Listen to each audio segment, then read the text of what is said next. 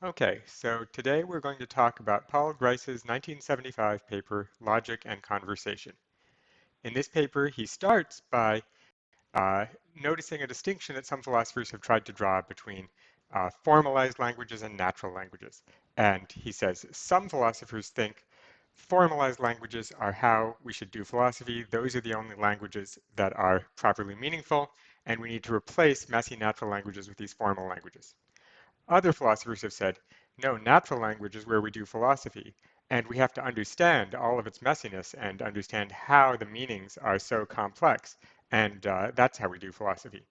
And Grice is saying, actually, these two are missing the point. He thinks natural language may in fact be uh, closer to the formal language that these formalist philosophers think. It doesn't necessarily have all the messiness that the informalists think.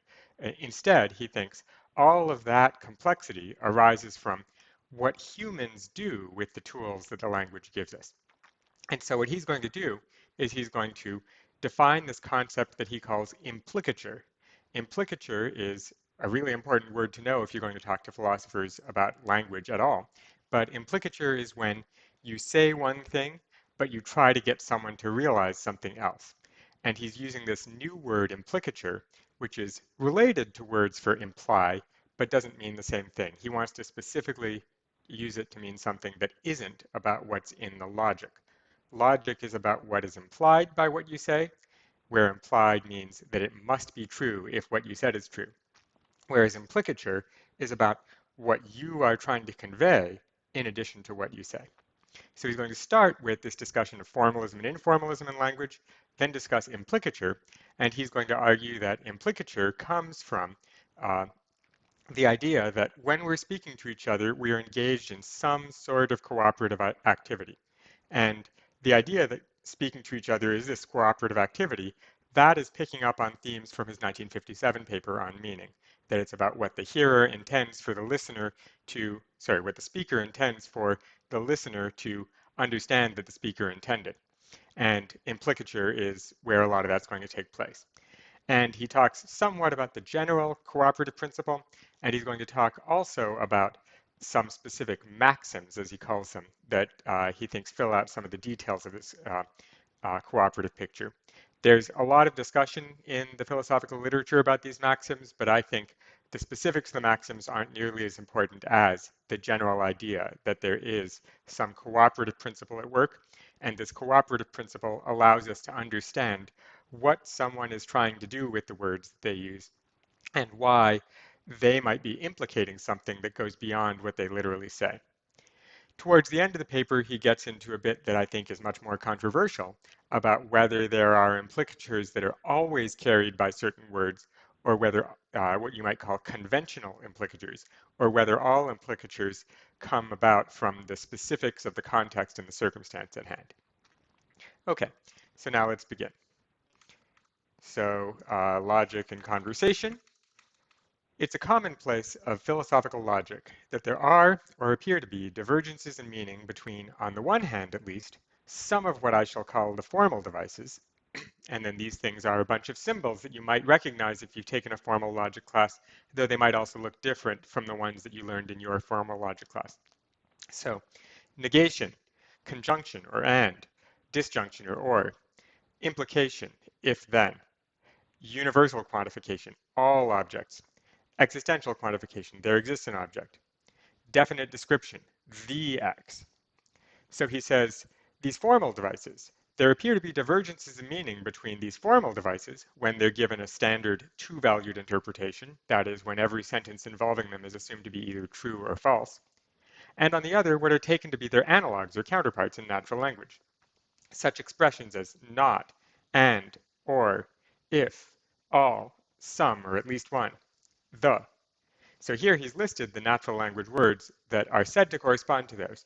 But many people working in philosophical logic observe that there appear to be divergences in meaning between the formal symbol and these counterparts in natural language.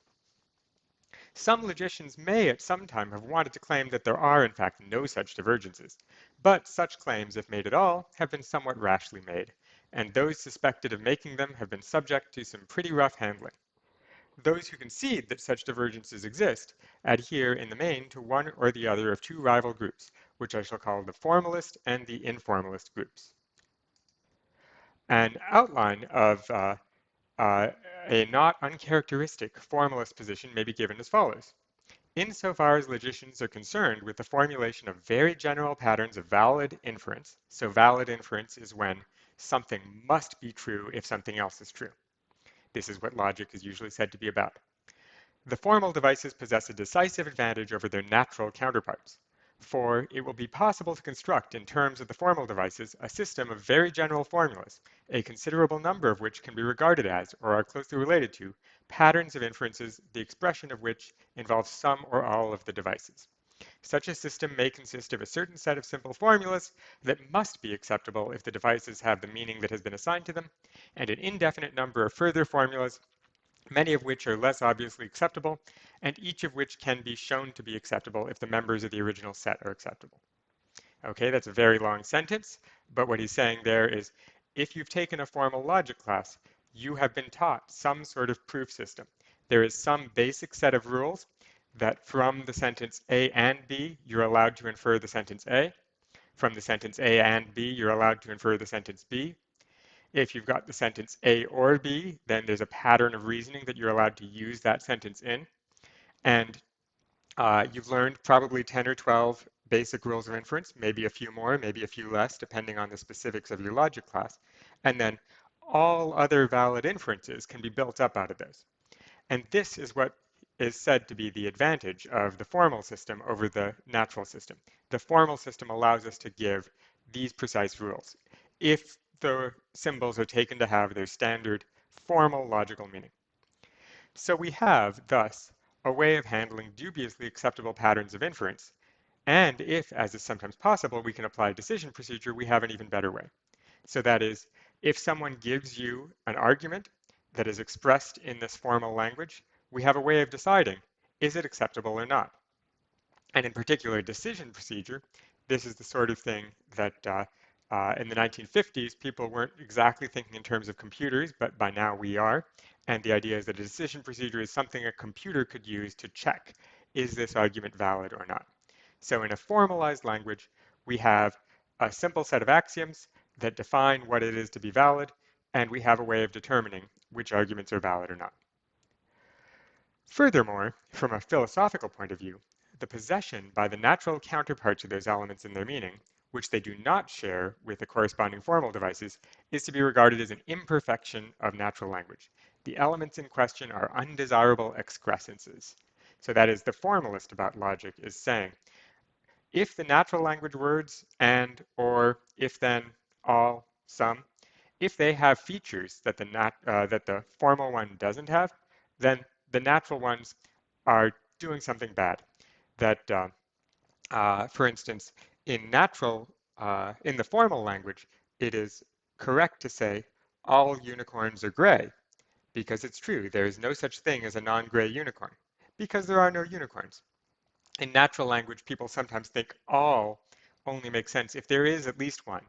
And the formalist says, if natural language works that way, too bad for natural language. We should use the formal language instead. And it's because it gets more complicated than just that sort of example. The presence of these elements, these differences between the natural meaning and the formal meaning, has the result both that the concepts within which they appear cannot be precisely or clearly defined, and that at least some statements involving them cannot, in some circumstances, be assigned a definite truth value. And the indefiniteness of these concepts is not only objectionable in itself, but also leaves open the way to metaphysics. We cannot be certain that none of these natural language expressions is metaphysically loaded. And here we see some of where this formalist is coming from. In early 20th century philosophy, particularly the logical positivists thought, anytime you're doing metaphysics, you're talking about what can't be directly observed, what can't be known by humans, and then you're doing something meaningless. And so they think if natural language diverges from these formal languages, then first, it's hard to figure out what's valid. Second, it may be vague what is valid. And third, In order to understand these things, we would have to postulate some sort of metaphysics. And language shouldn't be able to tell us anything about metaphysics because many formalists think metaphysics is even meaningless. Okay, so for these reasons, the expressions as used in natural speech cannot be regarded as finally acceptable. That is, according to the formalist that Grice is talking about. And they may turn out to be finally not fully intelligible. That is, they're saying natural language may not even really have a clear meaning. The proper course is to conceive and begin to construct an ideal language, incorporating the formal devices, the sentences of which will be clear, determinate in truth value, and certifiably free from metaphysical implications. The foundations of science will now be philosophically secure, since the statements of the scientist will be expressible, even if they're not actually expressed this way, within the ideal language. I do not wish to suggest that all formalists would accept the whole of this outline, but I think that all would accept at least some part of it. So that is, the formalists think natural language is messy, formal language is clean, we should replace natural language with formal language, and then science will work just fine. To this, an informalist might reply in the following vein. The philosophical demand for an ideal language rests on certain assumptions that should not be conceded.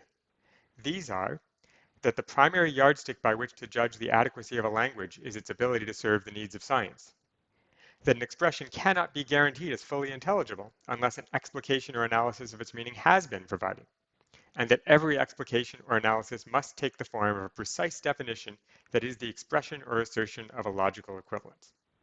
And so, as the informalist says, language serves many important purposes besides those of scientific inquiry. Second, we can know perfectly well what an expression means, and so a fortiori that it is intelligible. A fortiori just is Latin for even stronger. That is that we can know what an expression means without knowing its analysis. And furthermore, that the provision of an analysis may, and usually does, consist in the specification, as generalized as possible, of the conditions that count for or against the applicability of the expression being analyzed. Moreover, while it is no doubt true that the formal devices are especially amenable to systematic treatment by the logician, it remains the case that there are very many inferences and arguments expressed in natural language and not in terms of these devices, the formal devices, which are nevertheless recognizably valid. So there must be a place for an unsimplified, and so more or less unsystematic, logic of the natural counterparts of these devices. This logic may be aided and guided by the simplified logic of the formal devices, but cannot be supplanted by it. Indeed, not only do the two logics differ, but sometimes they come into conflict. Rules that hold for a formal device may not hold for its natural counterpart. So that's the informalist position. We shouldn't judge a language by whether it's useful for science. We shouldn't require that meaning be expressible in some precisely formalized way. We can know what a meaning is otherwise. And furthermore, the way we specify meaning may not be in terms of formal equivalences and valid derivations. It may be something else about when and how it's appropriate to use the word. And, uh, uh, and sometimes the formal devices and the natural devices are different from each other. And if so, the natural language is the one that we should care about, according to the informalist, because the natural language is what we speak. Okay, so on the general question of the place in philosophy of the reformation of natural language, that is this choice of whether we should stick with natural language as it is or replace it with an idealized formal language, I, Grice, shall, in this essay, have nothing to say. I shall confine myself to the dispute in its relation to the alleged divergences. I have, moreover, no intention of entering the fray on behalf of either contestant. I wish rather to maintain that the common assumption of the contestants that the divergences do in fact exist is, broadly speaking, a common mistake, and that the mistake arises from inadequate attention to the nature and importance of the conditions governing conversation. I shall, therefore, inquire into the general conditions that, in one way or another, apply to conversation as such, irrespective of its subject matter. I begin with the characterization of the notion of implicature. Okay, so Grice is saying, we shouldn't worry about this question about whether we use natural language or formal language. Both participants in that debate, he thinks, are making a mistake that there is a sharp division between natural language and formal language. And he says, at least some of what they've been talking about is a mistake because it's actually not a difference in the meanings of the words. It's a separation between the meanings of the words and the meanings that the person is using them to convey in an ordinary conversation. He thinks words may have something much more like a simple, precise, formal meaning, and even so, we humans will use them to convey something much more complex. And we shouldn't try to say that's built into the language. We should think that is a feature of humans, not a feature of language. And so here he's going to define this term implicature. And again, implicature is not the same thing as implication. It is not the same thing as implying. Implying or implication are used by logicians to mean this formal concept of when one thing can't possibly be true without the other thing also being true. Implicature is going to be Grice's specific special word for the thing that we do when we say one thing and intend for someone to interpret something more. And so here's his example. Suppose that A and B are talking about a mutual friend C who is now working in a bank. A asks B how C is getting on in his job, and B replies, "Oh, quite well, I think. He likes his colleagues and he hasn't been to prison yet."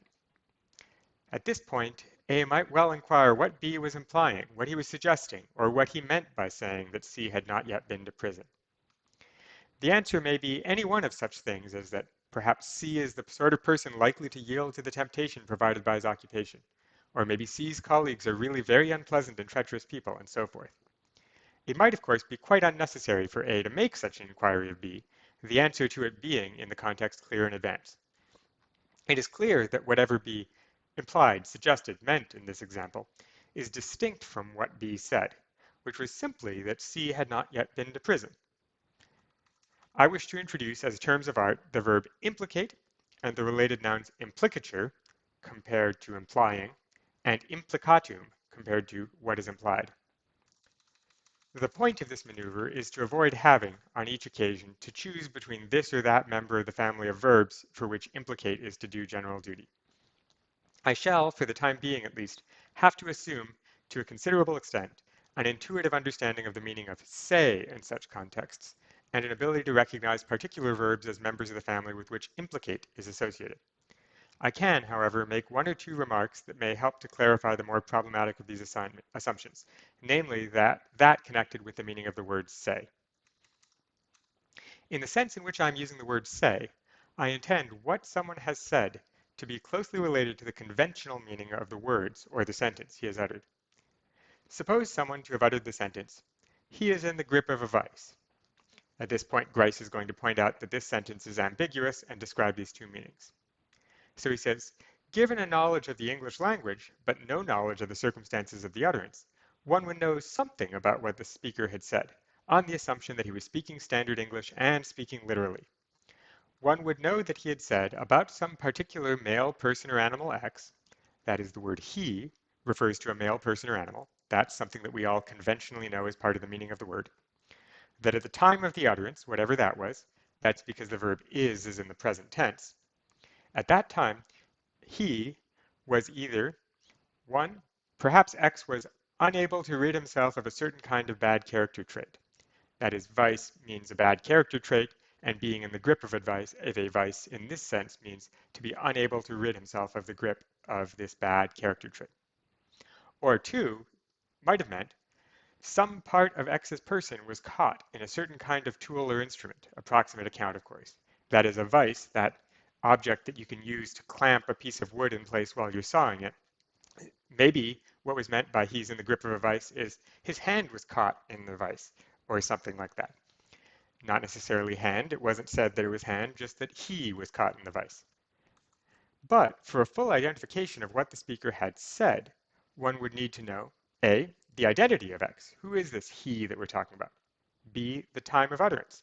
Someone who said this yesterday means something different from someone who said it tomorrow, even if they're talking about the same person, because they'd be talking about a different time. And C, the meaning or the particular occasion of utterance of the phrase in the grip of a vice, a decision between these two ambiguous meanings, 1 and 2. This brief indication of my use of say leaves it open whether a man who says today, this is 1975, Harold Wilson is a great man, and another who says, also today, the British Prime Minister is a great man, would, if each knew that the two singular terms had the same reference, have said the same thing. So here Grice is referencing a different debate about what is the meaning of what is said. We will talk about this later when we look at the work by Gottlob Frege on sense and reference. Grice is ignoring that question, but he's saying there's still a lot of this that's packed into the meaning of the word say, and what is implicated is whatever goes beyond what is said. What is said is the literal meaning, and in these cases, it still depends a lot on context, what is said, but he thinks what is implicated goes even further beyond the contextual dependence of what is said. And he's not going to say anything about whether a noun phrase like the British Prime Minister and a name like Harold Wilson or I suppose Boris Johnson today, whether those phrases have the same meaning, whether they say the same thing or whether they say something different. Either way, there's going to be something that is implicated that goes beyond what is said. Okay, so whatever decision is made about this question, which of these things is part of what is said, the apparatus that I'm about to provide will be capable of accounting for any implicatures that might depend on the presence of one rather than another of these singular terms in the sentence uttered. Such implicatures would merely be related to different maxims. He's going to talk about implicatures, he's going to talk about maxims, and the point is sometimes choosing to use one word rather than another. It may mean you're saying the same thing, but because you chose to use a different word, someone will understand your point as meaning something else. So in some cases, the conventional meaning of the words used will determine what is implicated, besides helping to determine what is said. If I say smugly, "He is an Englishman. He is therefore brave," I have certainly committed myself by virtue of the meaning of my words to its being the case that his being brave is a consequence of or follows from his being an Englishman. But while I have said that he is an Englishman and said that he is brave, I do not want to say that I have said, in this favored sense, that it follows from his being an Englishman that he is brave, though I've certainly indicated and so implicated that this is so. So that is, he's saying the use of the word therefore may not say that there is a connection between the words, but it certainly implicates that there's a connection between the words. This is his first example of what is implicated, or I guess second after the bank that he hasn't been to jail yet. I do not want to say that my utterance of this sentence would be, strictly speaking, false, should the consequence in question fail to hold. So some implicatures are conventional, unlike the one with which I introduced this discussion of implicature. So that is, here he's distinguishing what is said from what is implicated. What is said is something that, if it weren't true, then what you said would be false. Whereas what is implicated is, if it wasn't true, what you said was misleading, but not necessarily false. You can think of this all the time. Just think of your least favorite advertisement. There's something that it probably implicates that you think is false, even though what it says is probably literally speaking true. And that's the distinction Grice is after.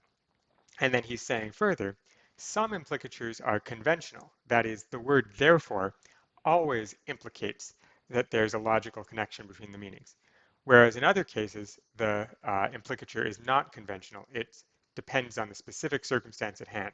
So when you say, he hasn't been to jail yet, that doesn't always implicate that the person is doing something criminal. It just sometimes implicates that based on the context at hand. And so he's going to say, there's a distinction between what is said and what is implicated. What is said is what's necessary to make it true. What is implicated is what you intend the person to recognize and think. If it's false, it just means that you've been misleading, not that you've been lying. Whereas, and then of these implicatures, some of them have this conventional feature, that is they're strongly associated with a word so that anytime someone uses the word, it's got this implicature. And some implicatures depend specifically on the details of the conversation at hand. Okay, so I wish to represent a certain subclass of non-conventional implicatures, which I shall call conversational implicatures, as being essentially connected with certain general features of discourse. So my next step is to try to say what these features are. The following may provide a first approximation to a general principle. Our talk exchanges do not normally consist of a succession of disconnected remarks and would not be rational if they did. You don't just start listing what you had for dinner when you're in the middle of speaking in class, or when you're in the middle of a conversation with friends, unless it's relevant. There are characteristically, to some degree at least, cooperative efforts, that is, conversations are cooperative efforts, and each participant recognizes in them, to some extent, a common purpose or set of purposes, or at least a mutually accepted direction. So here you might think about conversations that you've had. Was it clear that there was a purpose that was in common by all the members of the conversation? He says, this purpose or direction may be fixed from the start, e.g. by an initial proposal of a question for discussion. So if you're in a debate, if you're in a court of law, it may be clear from the start what is the purpose of this conversation. Or it may evolve during the exchange. This is probably what happens in most of our conversations with friends. We start out with something that we're talking about, we move on to doing something else, but he claims it's generally agreed upon what this purpose is. It may be fairly definite, or it may be so indefinite as to leave very considerable latitude to the participants, as in a casual conversation. But at each stage, some possible conversational moves would be excluded as conversationally unsuitable. We might then formulate a rough general principle which participants will be expected, ceteris paribus, to observe. Ceteris paribus is Latin for other things being equal. So namely, here's the general principle that he thinks people observe, other things being equal.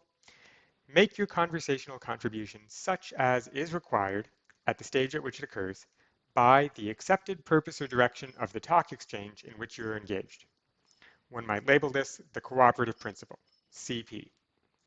He's naming this CP because this cooperative principle is, I think, the most important point in how he's explaining conversational implicatures. He's going to then give us more details about how this cooperative principle can be spelled out in terms of maxims, but the cooperative principle is really the important thing. On the assumption that some such general principle as this is acceptable, one may perhaps distinguish four categories under one or another of which will fall certain more specific maxims and submaxims, the following of which will, in general, yield results in accordance with the cooperative principle. Echoing Kant, I call these categories quantity, quality, relation, and manner. And so if you're familiar with Kant, he's copying a lot of this terminology from Kant, but I don't think the Kant connection is really important at all for what he's trying to do. He's just using familiar words to some philosophers. So the category of quantity relates to the quantity of information to be provided, and under it fall the following maxims. 1. Make your contribution as informative as is required for the current purposes of the exchange. 2. Do not make your contribution more informative than is required. The second maxim is disputable. It might be said that to be over-informative is not a transgression of the cooperative principle, but merely a waste of time. However, it might be answered that such over-informativeness may be confusing in that it is liable to raise side issues, and there may also be an indirect effect in that the hearers may be misled as a result of thinking that there is some particular point in the provision of the excess of information. However this may be, there is perhaps a different reason for doubt about the admission of this second maxim, namely that its effect will be secured by a later maxim which concerns relevance. So he hasn't yet told us what the effects of these maxims are, but he will later. And what he's saying is, it's clear that we have this rule, make your contribution as informative as required.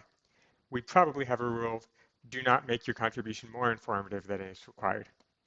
TMI. Yeah. Under the category of quality falls a supermaxim. Try to make your contribution one that is true. And two more specific maxims. Do not say what you believe to be false, and do not say that for which you lack adequate evidence. And here I think this is going to depend on the purposes of the conversation, but he thinks that in most conversations we obey some sort of rule about this. And I think we can see later and think about later what sort of evidence counts as adequate evidence is probably going to depend on what type of conversation you're engaged in. And even whether or not saying false things is permissible is going to depend on what sort of conversation you're engaged in. Under the category of relation, I place a single maxim, namely, be relevant. Though the maxim itself is terse, its formulation conceals a number of problems that exercise me a good deal. questions about what different kinds and focuses of relevance there may be, how these shift in the course of a talk exchange, how to allow for the fact that subjects of conversation are legitimately changed, and so on. I find the treatment of such questions exceedingly difficult, and I hope to revert to them in a later work. But that's the third maxim, be relevant. Finally, under the category of manner, which I understand as relating not like the previous categories to what is said, but rather to how what is said is to be said, I include the supermaxim, be perspicuous, and various maxims such as 1. Avoid obscurity of expression. 2. Avoid ambiguity. 3. Be brief, avoid unnecessary prolixity. 4. Be orderly, and one might need others. I've seen this put in other places in the terms eschew obfuscation, and all of this is really a bit of a joke.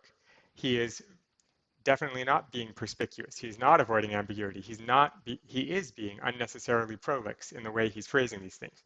He's demonstrating by flouting this maxim at the same time as he's describing it. The point of this maxim is say things in a way that people will understand. Don't use obscure expressions. Don't be ambiguous. Don't say more than you need. Don't be overly wordy. Don't be too disorganized in what you're doing. And here he's being disorganized, putting a whole bunch of rules when he probably could have just said it once. Say it in the best way that you could for the purposes at hand. It's obvious that the observance of some of these maxims is a matter of less urgency than is the observance of others. A man who has expressed himself with undue prolixity would, in general, be open to milder comment than would a man who has said something he believes to be false.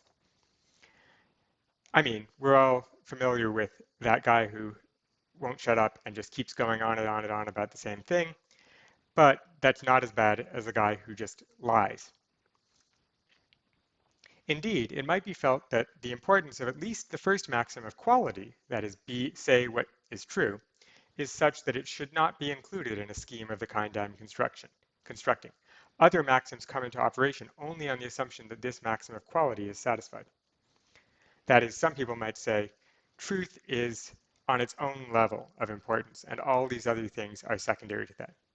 And he says, while this may be correct, so far as the generation of implicatures is concerned, it seems to play a role not totally different from the other maxims, and it will be convenient, for the present at least, to treat it as a member of the list of maxims. And I think he may want to suggest that we can go further than that. That is, that some people think truth is the most important thing in your words and everything else is secondary. And he's saying truth is just one of the conditions. All of these conditions are essential because what we're trying to do isn't centrally about say true things. What we're trying to do is whatever it is for this conversation at hand. And it just turns out that for most conversations, saying true things will be more helpful, more relevant, more useful than saying false things. But not especially more helpful or useful or relevant than speaking clearly, saying relevant things, saying as much as you know and not saying unnecessary things.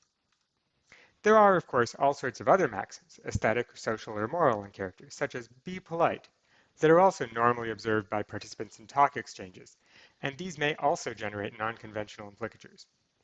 The conversational maxims, however, and the conversational implicatures connected with them, are especially connected, I hope, with the particular purposes that talk, and so talk exchange, is adapted to serve and is primarily employed to serve. So that is, he thinks these four things are going to be shared almost any time that we speak with each other, whereas rules about being polite are going to be much more specialized. I'm not so sure that we can draw such a clear distinction. I think politeness may be incorporated into this list in just the same way that relevance or perspicuity is incorporated in this list. What counts as polite, what counts as relevant, what counts as clear enough for your audience is going to depend on your conversation, I think. But Grice thinks politeness is somehow less universal than these other things. I've stated my maxims as if this purpose were a maximally effective exchange of information. This specification is, of course, too narrow, and the scheme needs to be generalized to allow for such general purposes as influencing or directing the actions of others. I think we can all think about lots of conversations that go far beyond exchanging information or influencing or directing the actions of others. Most of our conversations are doing something else, but they're still subject to something like these rules. Something like these things need to be present in order to count as being cooperative. As one of my avowed aims is to see talking as a special case or variety of purposive, indeed rational behavior, it may be worth noting that the specific expectations or presumptions connected with at least some of the foregoing maxims have their analogues in the sphere of transactions that are not talk exchanges. I list briefly one such analog for each conversational category. That is, he wants to say, there's nothing special about language here. All of the implicatures that he's going to talk about can come in non-linguistic interactions as well. As long as there's a general rule that what you're trying to do is be cooperative, then when you do something weird, someone assumes either you're not being cooperative or they read some extra meaning into what you're doing. Language is just one way that is especially well suited to conveying meanings, but it's not the only way, and implicature is not about language, it's about the presence or absence of apparent cooperativeness. Okay, so here's his analogies of non-linguistic behaviors that are cooperative in line with his maxims. So quantity, this is the one where he says, say as much as you know, as much as is relevant, and don't say more than is relevant. So he says, if you're assisting me to mend a car, I expect your contribution to be neither more nor less than is required. If, for example, at a particular stage I need 4 screws, I expect you to hand me 4 rather than 2 or 6.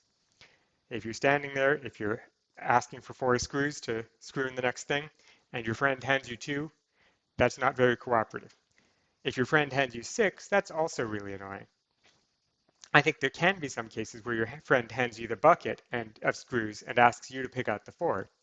And that may have some analogs in language as well, where you give someone, because it's so much easier, a big dump of information, and they pick out what's relevant.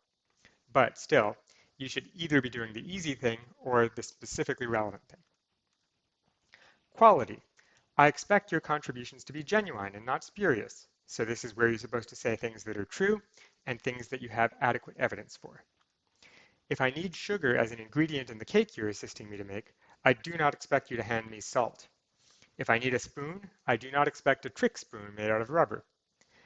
You should give me what is really what's needed and what you have good evidence to believe is what's needed. You shouldn't just give me a random jar of white powder from the pantry, because if I need sugar, not just some random jar of white powder. 3. Relation. I expect a partner's contribution to be appropriate to the immediate needs at each stage of the transaction. If I'm mixing ingredients for a cake, I do not expect to be handed a good book, or even an oven cloth, though this might be an appropriate contribution at a later stage. And this is that you should be relevant. If someone gives you good information at the wrong stage in the conversation, that's often very disorienting and not very helpful. Just like if someone gives you their favorite book while you're in the middle of cooking, you might say, thanks, I'd like to read that book someday, but not right now, I'm baking. Manner. I expect a partner to make it clear what contribution he is making and to execute his performance with reasonable dispatch. That is, if you're helping me, I want you to actually help me. Don't just be puttering around in the kitchen in an awkward, inconvenient, and slow way. Then you're not really helping me. These analogies are relevant to what I regard as a fundamental question about the the cooperative principle and its attendant maxims, namely what the basis is for the assumption which we seem to make and on which, I hope, it will appear that a great range of implicatures depends, that talkers will in general, ceteris paribus, that is other things being equal, and in the absence of indications to the contrary, proceed in the manner that these principles prescribe. A dull, but no doubt at a certain level, adequate answer, so this is the question is, why do we think that people are going to be cooperative? He says, a dull, but at a certain level, adequate answer is that it's just a well-recognized empirical fact that people do behave in these ways.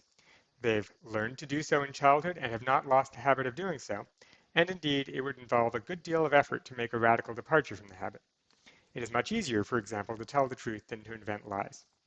So he says, if you're asking, why is it that people generally obey the cooperative principle and obey these specific maxims? It may just be everyone has that habit. And surely that is at least part of what's going on. People do have that habit.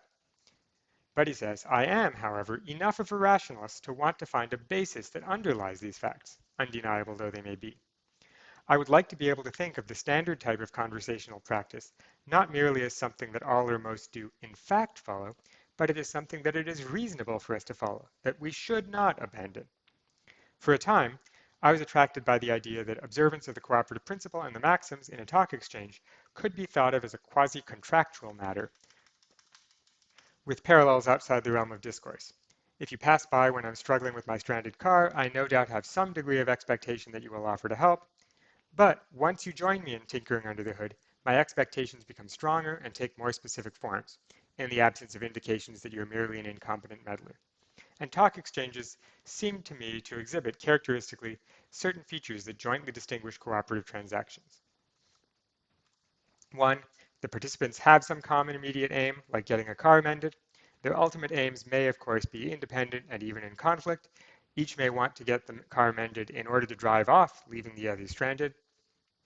In characteristic talk exchanges, there is a common aim, even if, as in an over-the-wall chat, I think that means over the fence with your neighbor, it's a second-order one, namely that each party should, for the time being, identify himself with the transitory conversational interests of the other. Two, the contributions of the participants should be dovetailed, mutually dependent. Three, there is some sort of understanding, which may be explicit but which is often tacit, that, other things being equal, the transaction should continue in appropriate style unless both parties are agreeable that it should terminate. You do not just shove off or start doing something else. So this was Grice's second attempt to come up with an explanation for what's going on. Why is it that people follow the cooperative principle? He thought, it's sort of like we've unofficially signed a contract to help each other and work according to some cooperative plan. He says, but while some such quasi-contractual basis as this may apply to some cases, there are too many types of exchange, like quarreling and letter writing, that it fails to fit comfortably. In any case, one feels that the talker who is irrelevant or obscure has primarily let down not his audience but himself. That is, if someone gets up and gives a speech and you don't understand anything that he's saying, it's not that he's done anything wrong to you, it's that he was trying to get some information across and he didn't do it. He let himself down. So I would like to be able to show that observance of the cooperative principle and maxims is reasonable or rational along the following lines. Anyone who cares about the goals that are central to conversation or communication, such as giving and receiving information, influencing and being influenced by others, must be expected to have an interest, given suitable circumstances, in participation in talk exchanges that will be profitable only on the assumption that they are conducted in general accordance with the cooperative principle and the maxims. Whether any such conclusion can be reached, I'm uncertain. In any case, I'm fairly sure that I cannot reach it until I'm a good deal clearer about the nature of relevance and of the circumstances in which it's required. So he's not giving us this full explanation of why people are generally cooperative in their conversations and why people generally follow these maxims. But I think it should be clear enough that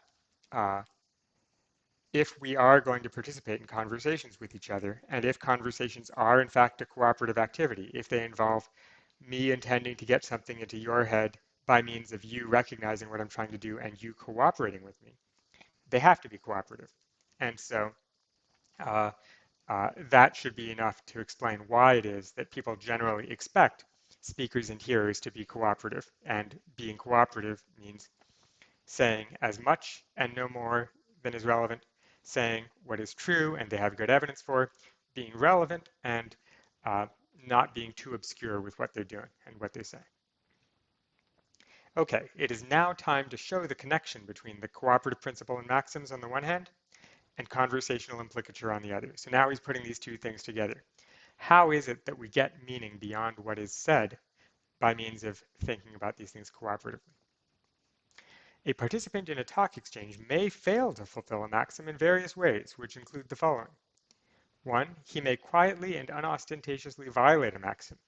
If so, in some cases, he will be liable to mislead. This is what happens when someone lies. They just violate the maxim of quality, and if you don't know what's going on, they'll mislead you. If someone says something that isn't actually relevant and doesn't point out that it's not relevant, you may be misled into thinking that it's relevant. 2. He may opt out from the operation both of the maxim and of the cooperative principle. He may say, indicate, or allow it to become plain that he is unwilling to cooperate in the way the maxim requires. He may say, for example, I cannot say more, my lips are sealed. That might be a reason why someone violates the maxim of quantity. If they say, I can't tell you for some reason what this information is. And this is probably very familiar with if a professor is giving an oral exam. The professor may give you some information, but may not want to give you all the relevant information because the point is to test you, and the conversation doesn't require that sort of cooperation. 3. He may be faced by a clash. He may be unable, for example, to fulfill the first maxim of quantity, be as informative as required, without violating the second maxim of quality. Have adequate evidence for what you say. 4. He may flout a maxim. That is, he may blatantly fail to fulfill it. On the assumption that the speaker is able to fulfill the maxim and to do so without violating another maxim because of a clash, is not opting out and is not, in view of the blatancy of his performance, trying to mislead, the hearer is faced with a minor problem. How can his saying what he did say be reconciled with the supposition that he is observing the overall cooperative principle? We'll get examples of this sort of flouting later, but they're often fun. This situation is one that characteristically gives rise to a conversational implicature. And when a conversational implicature is generated in this way, I shall say that a maxim is being exploited. I am now in a position to characterize the notion of conversational implicature. A man who by, in or when saying, or making as if to say, that P has implicated that Q, may be said to have conversationally implicated that Q, provided that 1. He is to be presumed to be observing the conversational maxims, or at least the cooperative principle. 2. The supposition that he is aware that or thinks that Q is required in order to make his saying as if to say P, or doing so in those terms, consistent with this presupposition. And 3.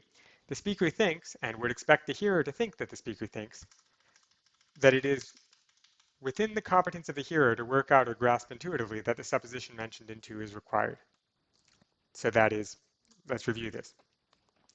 You can generate a conversational implicature if, first, we can assume that the speaker is being cooperative.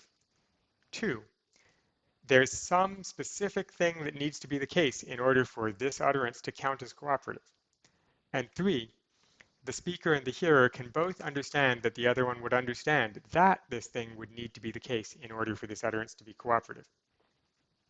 And then in that case, he's going to say, that's how you implicate something, is by saying one thing that wouldn't be cooperative unless something else was true, and expecting you to recognize what has to be true in order for this to count as cooperative. Apply this to my initial example, to B's remark that C has not yet been to prison. In a suitable setting, A, that is the hearer, might reason as follows. B has apparently violated the maxim, be relevant. Why is he talking about this guy being to prison? And so he may be regarded as having flouted one of the maxims enjoining perspicuity. Yet, I have no reason to suppose that he is opting out from the operation of the cooperative principle. 2. Given the circumstances, I can regard his irrelevance as only apparent irrelevance if, and only if, I suppose him to think that C is potentially dishonest. That is, why is he mentioning that C hasn't been to jail yet? That doesn't seem relevant to how he likes his job. Well, it would be relevant, though, if he thought C could have gone to jail, if he thought C is being dishonest and cheating. B knows that I'm capable of working this out, so B must be implicating that C is potentially dishonest. So that's what's going on.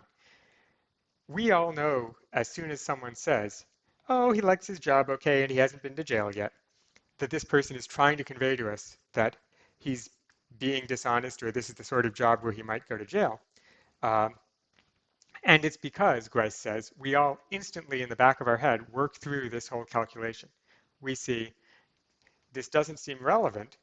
It's only relevant if the person thinks that that he could have gone to jail, and that would be something that would affect his enjoyment of the job. So instantly I think, oh, it's relevant. Therefore, something dishonest must be taking place.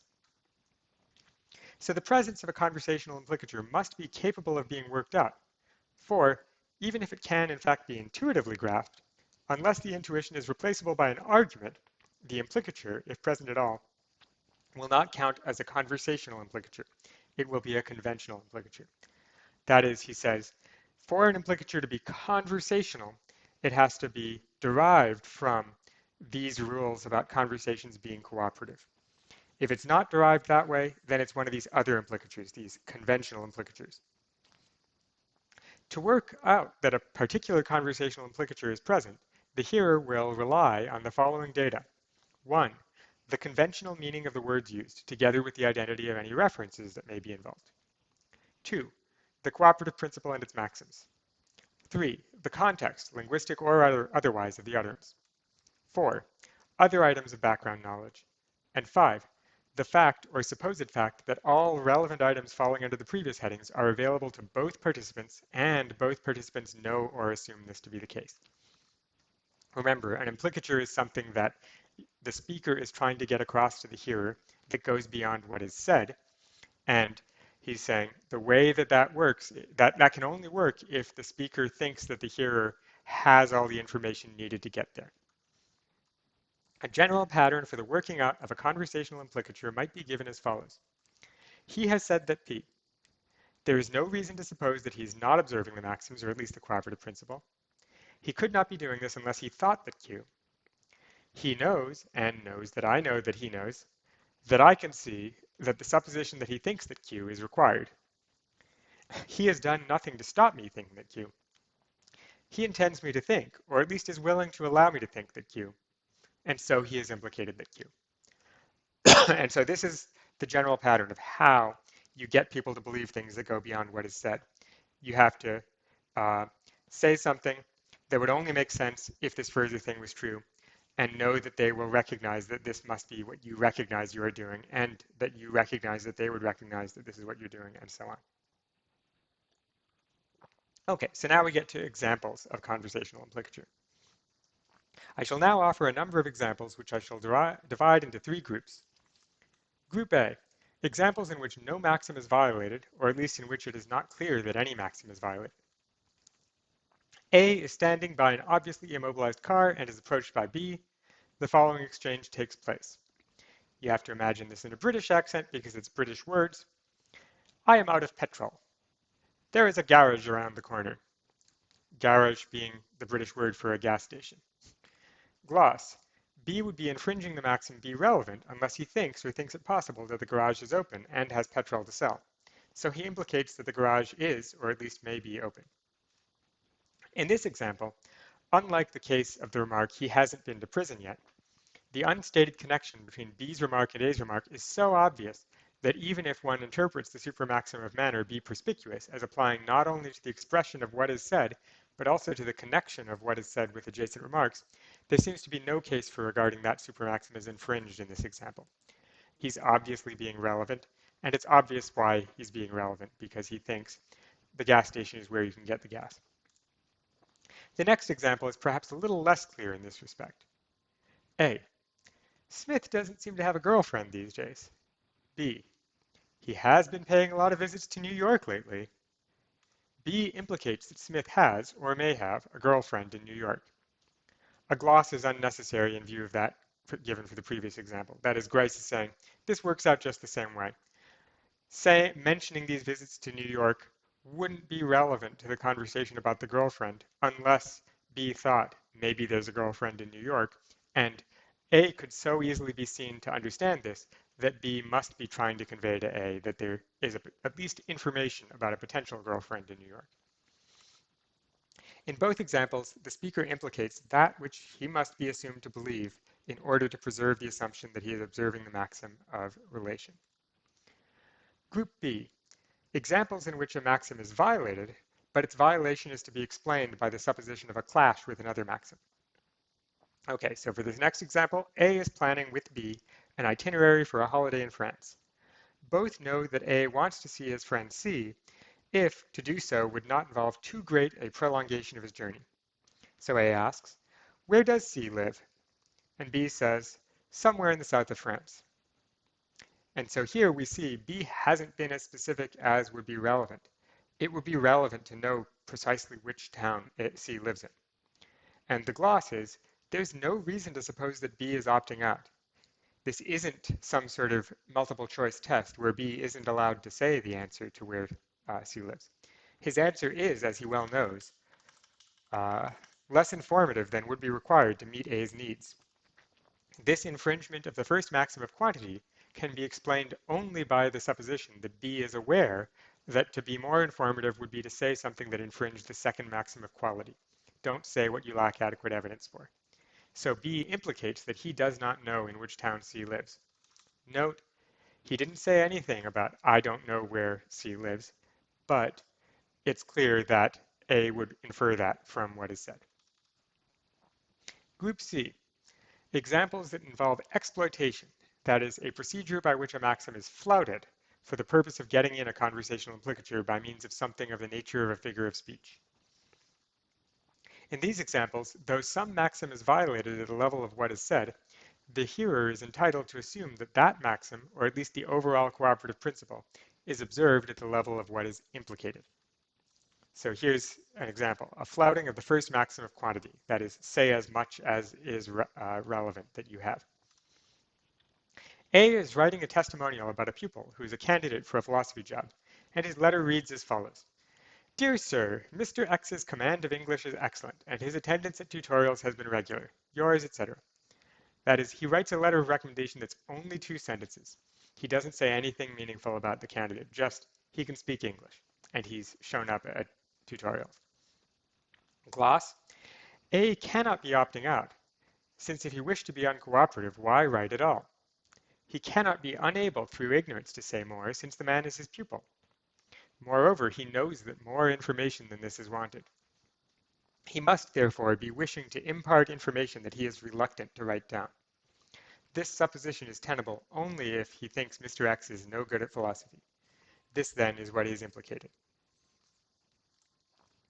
Extreme examples of a flouting of the first maxim of quantity are provided by utterances of patent tautologies like women are women and war is war. Tautologies are just sentences that must be true. There's no way they could possibly be false. Of course women are women. Of course war is war. I would wish to maintain that at the level of what is said, in my favored sense, such remarks are totally non-informative, and so at that level cannot but infringe the first maxim of quantity in any conversational context. Knowing that war is war, that's just true by definition. You don't even have to know what war is to know that war is war. So you're not saying anything when you say that. However, they are, of course, informative at the level of what is implicated, and the hearer's identification of their informative content at this level is dependent on his ability to explain the speaker's selection of this particular patent tautology. Someone says, war is war, and I think, why isn't he saying anything? Well, he's saying war is something, it's war, and he's drawing attention to the word war. And I can then start to think, well, why is he choosing to talk about the word war? Well, it's presumably because there's some obvious facts about war that that explain whatever it is that we were just talking about. For this tautology to be relevant, it needs to be the case that war being awful in some way would explain whatever we were just talking about. So this sort of response, war is war, may be something that someone says right after someone discusses some atrocity, and this person is trying to say, well, this atrocity is only to be expected because of the nature of war. 1b. An infringement of the second maxim of quantity. Do not give more information than is required on the assumption that the existence of such a maxim should be admitted.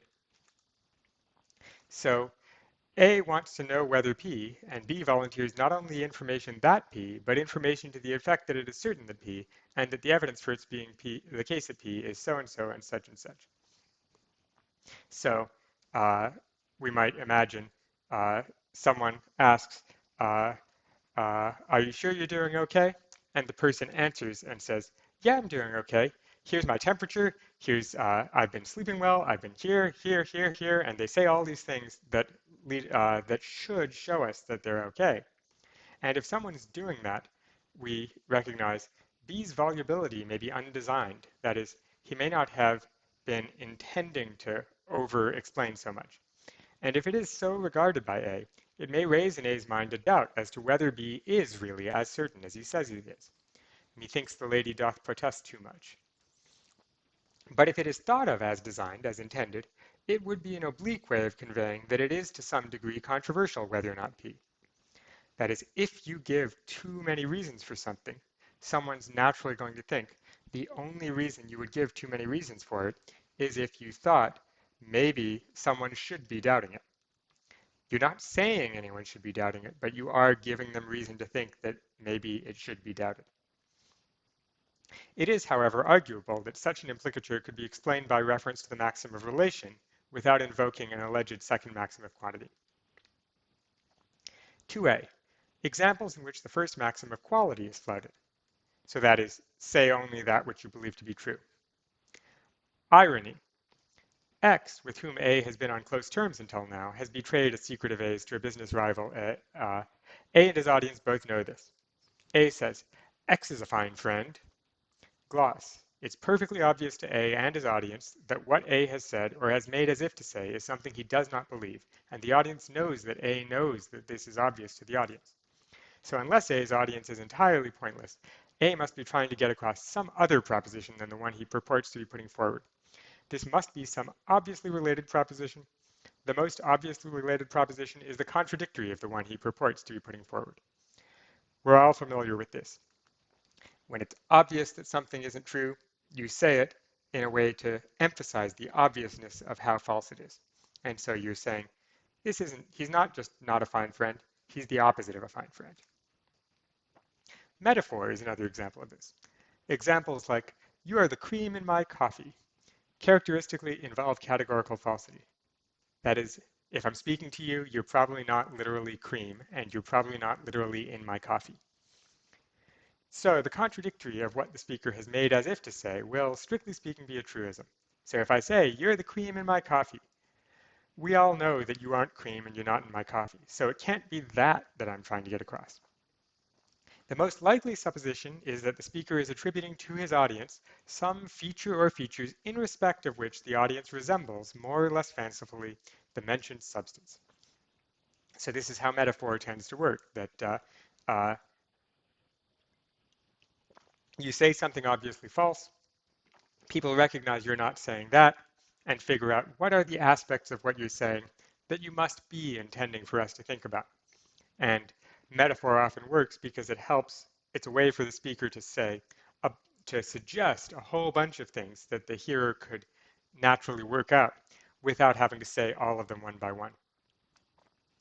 And then it's possible to combine metaphor and irony by imposing on the hearer two stages of interpretation. I say, you're the cream in my coffee, intending the hearer to reach first the metaphor interpretant, you are my pride and joy, and then the irony interpretant, you are my bane. So this would be something, I can totally imagine this, that we've been having arguments all the time.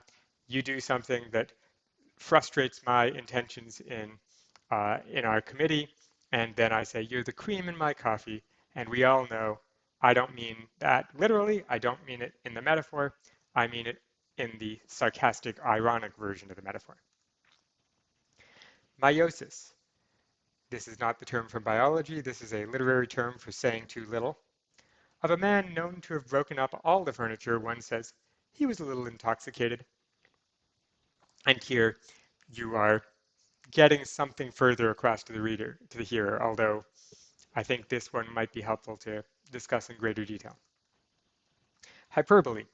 Every nice girl loves a sailor. Again, literally speaking, not every nice girl loves a sailor. There are plenty of nice girls that don't love sailors. If someone is saying this, they must be intending something related to that meaning, and something that we could work up. And so they must be saying something like, sailors are very lovable to nice girls, or something like that. 2b, examples in which the second maxim of quality do not say that for which you lack adequate evidence. Situations in which that is flouted are perhaps not easy to find, but the following seems to be a specimen. I say of X's wife, she's probably deceiving him this evening. In a suitable context, or with a suitable gesture or tone of voice, it may be clear that I have no adequate reason for supposing this to be the case. My partner, to preserve the assumption that the conversational game is still being played, assumes that I'm getting at some related proposition for the acceptance of which I do have a reasonable basis. The related proposition might well be that she is given to deceiving her husband, or possibly she is the sort of person who would not stop short of such conduct. 3. Examples in which an implicature is achieved by real, as distinct from apparent, violation of the maxim of relation are perhaps rare, but the following seems to be a good candidate. At a genteel tea party, A says, Mrs. X is an old bag. There's a moment of appalled silence, and then B says, the weather has been quite delightful this summer, hasn't it? B has blatantly refused to make what he says relevant to A's preceding remark. He thereby implicates that A's remark should not be discussed, and perhaps more specifically that A has committed a social gaffe. He didn't come out and say A made a gaffe. He just said something so obviously irrelevant that he intends everyone to pick up on the fact he thinks it's better to do this irrelevant thing than to continue with that conversation. 4. Examples in which various maxims falling under the supermaxim be perspicuous are flouted. Ambiguity. We must remember that we are concerned only with ambiguity that is deliberate and that the speaker intends or expects to be recognized by his hearer. The problem the hearer has to solve is why a speaker should, when still playing the conversational game, go out of his way to choose an ambiguous utterance. There are two types of cases. A. Examples in which there is no difference or no striking difference between two interpretations of an utterance with respect to straightforwardness. Neither interpretation is notably more sophisticated, less standard, more recondite, or more far-fetched than the other. We might consider Blake's lines, never seek to tell thy love, love that never told can be.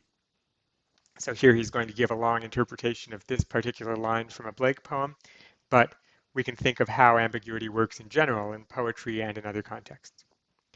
To avoid the complications introduced by the presence of the imperative mood, that is, never seek to tell, so that is, it's a command, don't seek something, that's imperative. He's going to consider the related sentence. I sought to tell my love, love that never told can be.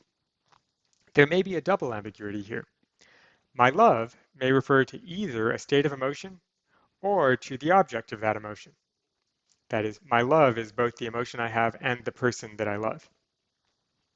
Love that never told can be may mean either love that cannot be told in some sort of old-fashioned poetic grammar, or love that, if told, cannot continue to exist.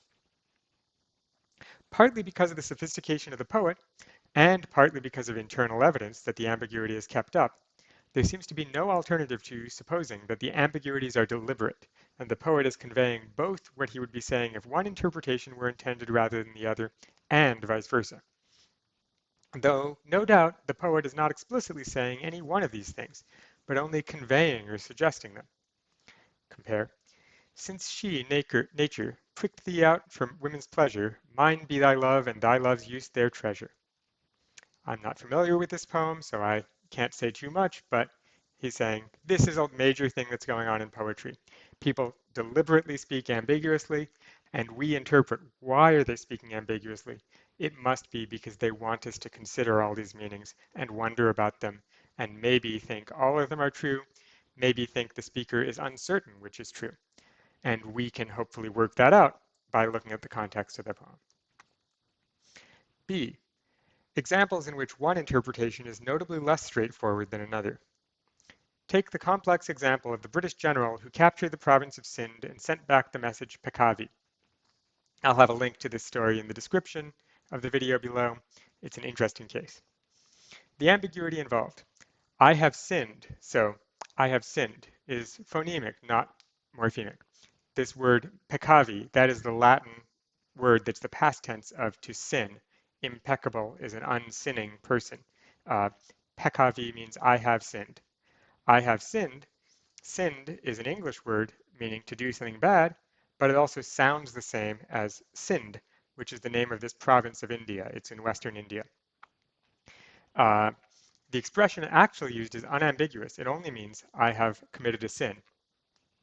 But since it's in a language foreign to both the speaker and the hearer, this is an English general sending a message back to England, translation is called for. So everyone assumes that he must be meaning this Latin phrase to be the English phrase, I have sinned. Uh, Whether or not straightforward interpretation, I have committed a sin, is being conveyed, it seems that the non-straightforward interpretation must be. That is, he's sending this message after having conquered the province of Sind. There might be stylistic reasons for conveying by a sentence merely its non-straightforward interpretation, but it would be pointless, and perhaps also stylistically objectionable, to go to the trouble of finding an expression that non-straightforwardly conveys that P, thus imposing on an audience the effort involved in finding this interpretant, if this interpretant were odious so far as communication was concerned. That is, if he's chosen to use this Latin expression that you have to translate, and then you have to homophonically interpret, that would be way too far to go unless he means that whole process to be relevant. Whether the straightforward interpretant is also being conveyed seems to depend on whether such a supposition would conflict with other conversational requirements. For example, would it be relevant? Would it be something the speaker could be supposed to accept? And so on. If such requirements are not satisfied, then the straightforward interpretant is not being conveyed. If they are, it is. If the author of Peccavi could naturally be supposed to think that he had committed some kind of transgression, for example, had disobeyed his orders in capturing Sind, and if reference to such a transgression would be relevant to the presumed interest of the audience, then he would have been conveying both interpretants. Otherwise, he would be conveying only the non-straightforward one. I think this case is interesting. First, I don't think the story is real, but I think the story was one that was published in the newspapers at the time. The newspapers reported that the general said this. The general had been ordered to just put down a minor rebellion in some corner province, but he went out and conquered the whole neighboring region and added it to their British colonial holdings. And at this time, that idea was incredibly controversial. The British were coming around to the idea, maybe we shouldn't be conquering bits of the world and putting it under our rule. But this general obviously had no interest in these sort of liberal pieties. This general thought, the world should be under British rule, we should be going out and conquering. And so by conveying his message in this way, if he probably didn't, but at least many people in the newspapers were willing to believe that he had this attitude, they thought he was putting it as, I have committed a sin, but obviously because he didn't think it was a sin. It's just the sort of thing that those liberals back home would think is a sin. And so there's all sorts of layers of metaphor, irony, and so on going on in this case. And not to mention the fact that it didn't actually happen. This was something that the newspapers reported to him as saying, because these newspapers, of course, were the defenders of that sort of liberal piety, that we shouldn't be just conquering places and adding them to our colonial empire. These newspapers are the ones that think of this as a sin to go out and conquer more people when you were just supposed to be stopping a rebellion. Okay, obscurity. How do I exploit, for the purposes of communication, a deliberate and overt violation of the requirement that I should avoid obscurity? Obviously, if the cooperative principle is to operate, I must intend my partner to understand what I'm saying, despite the obscurity I import into my utterance. Suppose that A and B are having a conversation in the presence of a third party, for example, a child. Then A might be deliberately obscure, though not too obscure, in the hope that B would understand, but the third party not. Furthermore, if A expects B to see that A is being deliberately obscure, it seems reasonable to suppose that, in making his conversational contribution this way, A is implicating that the contents of his communication should not be imparted to the third party. So that is, if a friend is visiting and you've got a kid and you want to talk to your friend about something, you might say it in a way that's deliberately obscure so that the friend knows we don't want the kid to know about this. And You don't ever tell the friend we don't want the kid to know about this because that would make things too obvious to the kid, but you still have implicated to the friend that they shouldn't tell the kid. Failure to be brief or succinct. Compare the remarks, Miss X sang Home Sweet Home versus Miss X produced a series of sounds that corresponded closely with the score of Home Sweet Home. Suppose that a reviewer has chosen to utter B rather than A. Literally speaking, these two mean exactly the same thing. To sing a song is to produce a series of sounds that correspond closely with the score of that song. But why has the reviewer selected that rigmarole in place of the concise and nearly synonymous sang? Presumably to indicate some striking difference between Miss X's performance and those to which the word singing is usually applied. The most obvious supposition is that Miss X's performance suffered from some hideous defect. The reviewer knows that this supposition is what is likely to spring to mind, so that is what he is implicating. Generalized conversational implicature.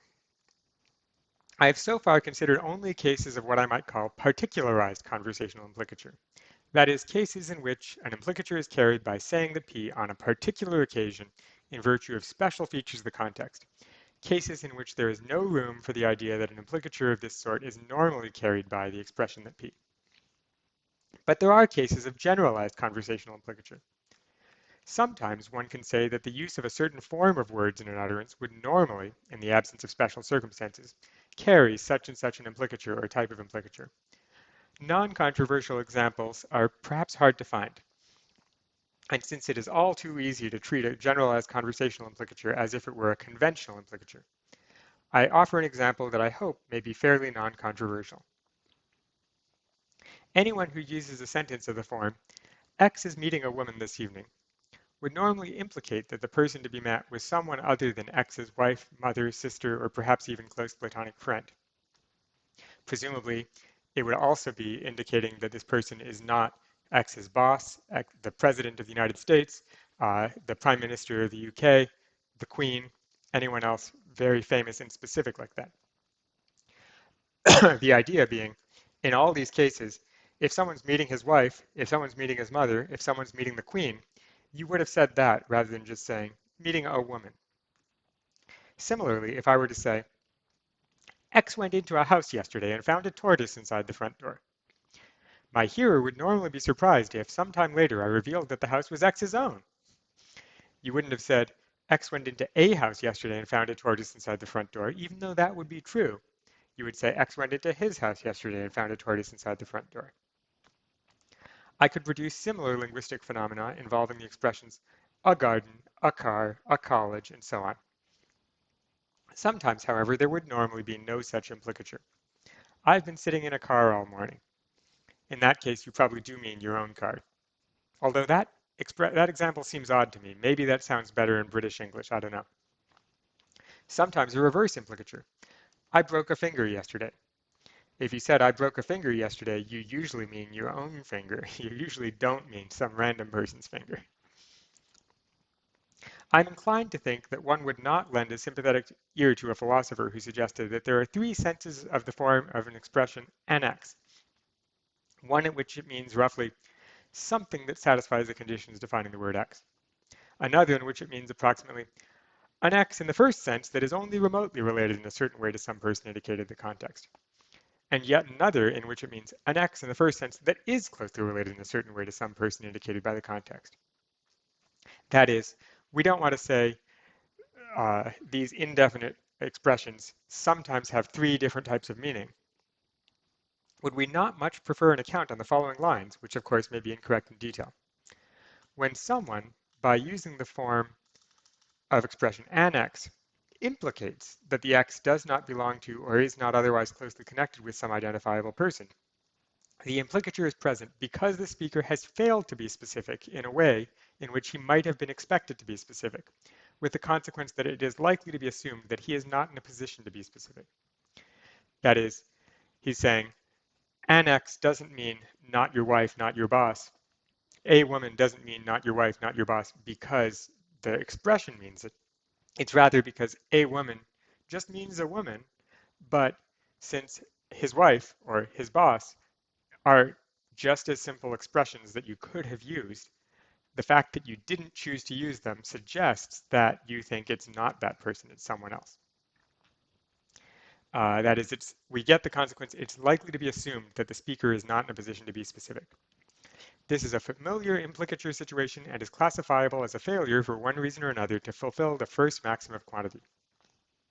The only difficult question is why it should, in certain cases, be presumed, independently of information about particular contexts of utterance, that specification of the closeness or remoteness of the connection between a particular person or object and a further person who is mentioned or indicated by the utterance should be likely to be of interest.